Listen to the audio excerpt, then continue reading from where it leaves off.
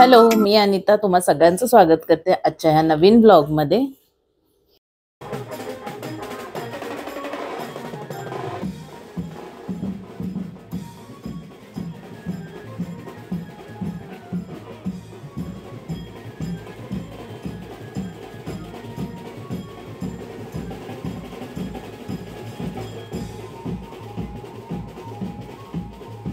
गौरी गणपतीच्या विसर्जनाच्या दिवशीच माझा बर्थडे होता, त्यामुळे मग हे विसर्जन बघून आम्ही बर्थडे सेलिब्रेशन करायला माझ्या सासूबाईंच्या घरी गेलो।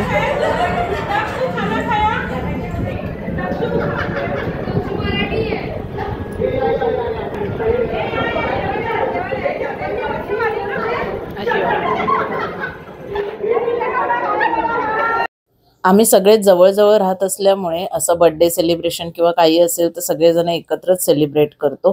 आणि आज सेलिब्रेशन चुलत सासूबाईंकडे होतं। घरच्या बाप्पांचं विसर्जन करून सगळेच जण आम्ही डिनरसाठी म्हणजे जेवणासाठी चुलत सासूबाईंकडे गेलो होतो आणि सगळे अरेंजमेंट त्यांनी टेरेसवर केली होती। तिथे आम्ही सगळे जण भेटलो। तुम्ही लाईव्ह दिसणार, उद्या तुम्ही सगळे जण YouTubeवर दिसणार आहात।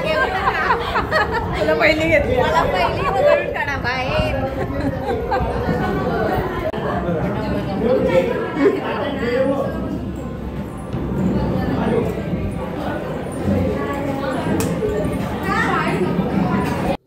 आणि या टेरेसवरून जिकडे कृत्रिम विसर्जन कुंड बनवलं होतं, आम्ही विसर्जन केलं ते दिसत होतं, म्हणून आम्ही ते बघत होतो की अजून किती जास्त तिकडे बाप्पा आलेले आहेत।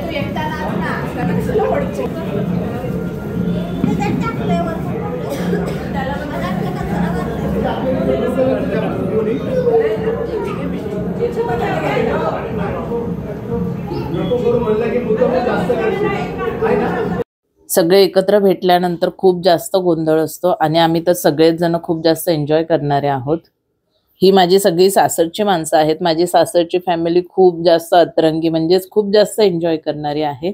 आम्ही सगळे एकत्र भेटल्यानंतर वेळ कसा जातो ते कळत नाही आणि जेव्हा पण कोणाच्या बर्थडे सेलिब्रेशनला भेटतो आम्हाला रात्री 1-2 तरी वाजतातच, कारण सगळेच जण खूप जास्त एन्जॉय करतात।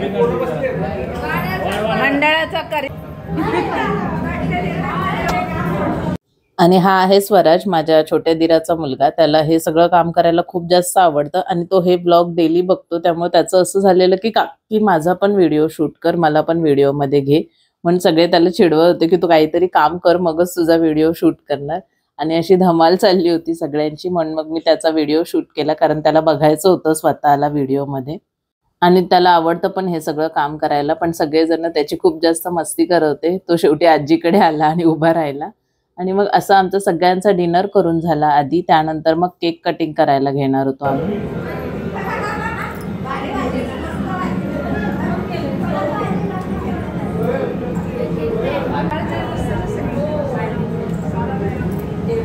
कुठे गेला स्वराज, कुठे गेला? जा ना वाढ। पाहिजे होती व्हिडिओ।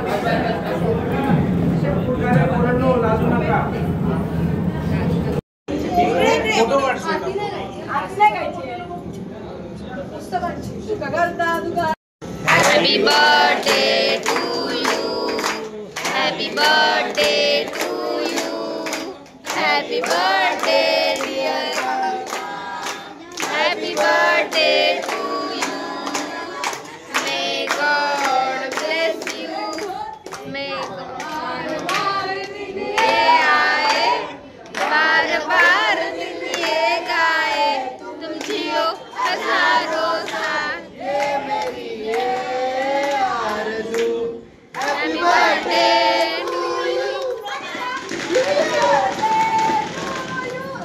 एवढी भारी माणसं असतील तर ते सासर कोणाला आवडणार नाही। मला पण माझ्या सासरची सगळी माणसं खूप जास्त आवडतात।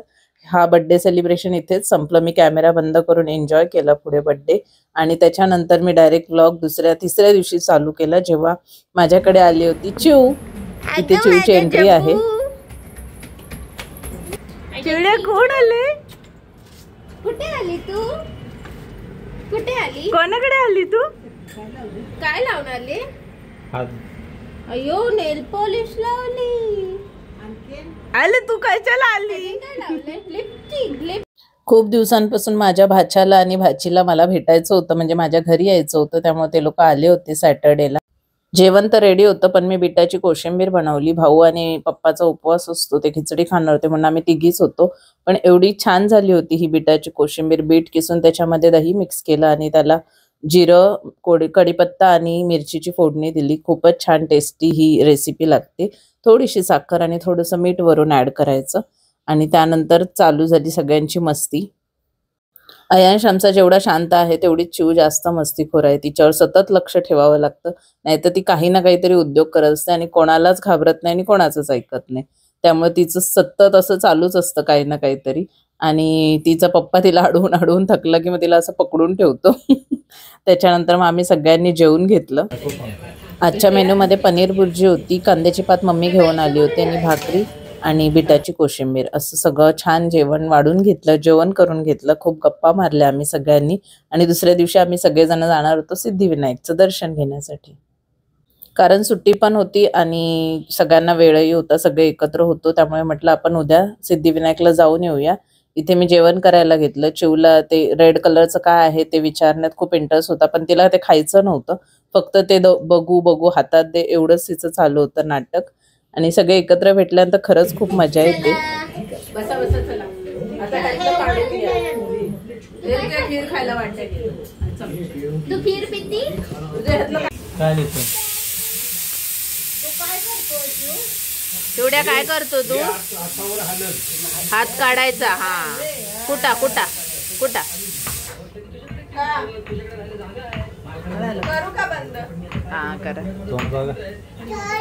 कर कर बंद कर. पाणी दे त्याला. तू कुट व्यवस्थित छान छान.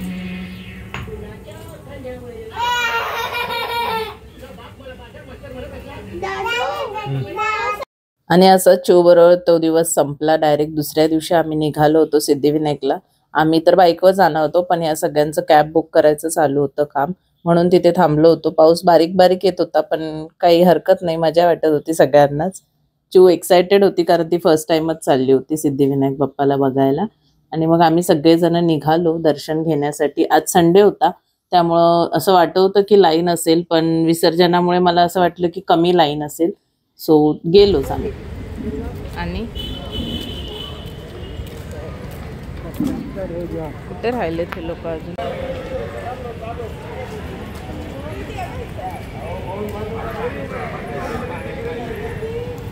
अरे